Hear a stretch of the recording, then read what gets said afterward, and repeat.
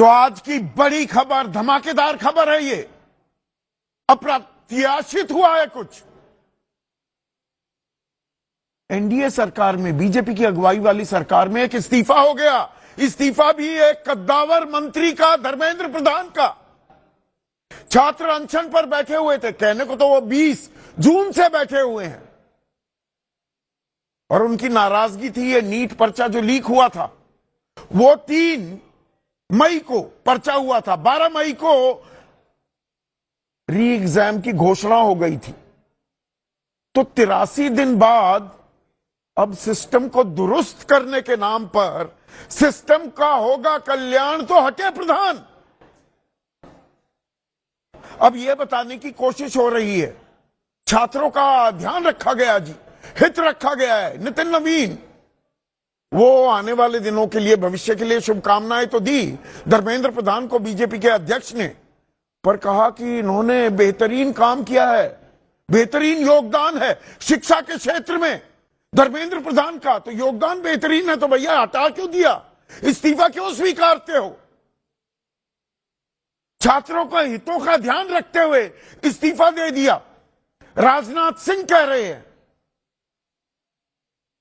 तो 20 जून से ये छात्र तो बैठे, एक बात आपको ये समझने की है, पर दरअसल ये आंदोलन तो परवान कब से चढ़ा? 20 जुलाई से। मीडिया ने भी, मैं अपनी जिम्मेदारी अपने गिरेबान में झांकने को तैयार हूं, मेन स्ट्रीम मीडिया ने कोई कवरेज नहीं की, बल्कि एक वहम, एक कंफ्यूजन फैलाने की कोशिश की। और जो टूल किट, जो आंदोलन पर बैठे वो आंदोलन जीवी नहीं, बल्कि आतंकवादी, नक्सलवादी, खालिस्तानी, पाकिस्तानी, विदेशी फंडिंग, देश को तोड़ने वाले,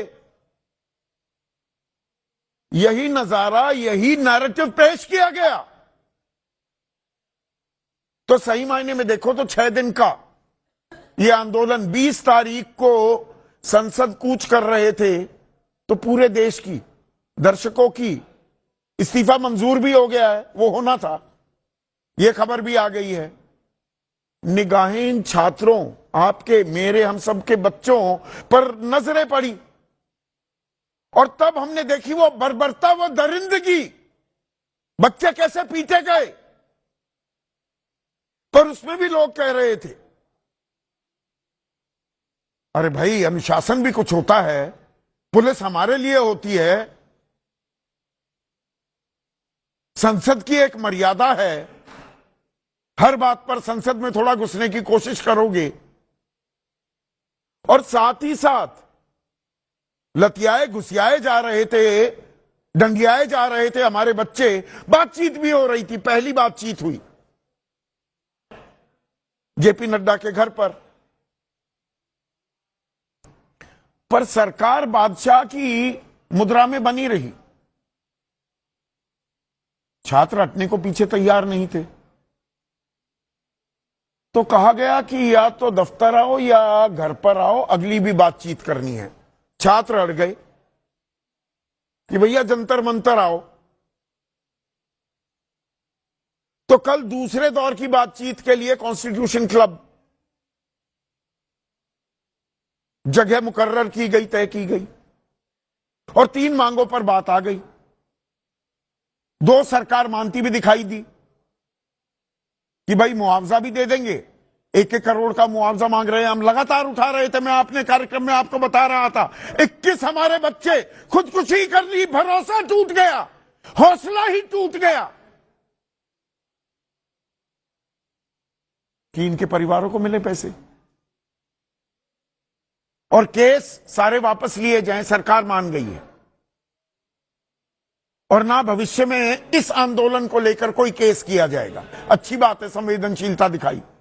और धर्मेंद्र प्रधान का इस्तीफा लिया जाएगा, इस पर बात अटकी हुई थी कल, पर आज इस्तीफा भी हो गया, तो अनशन भी थम गया। अब ये 6 दिन हुए, ये 6 दिन में इस्तीफे की नौबत कैसे आई,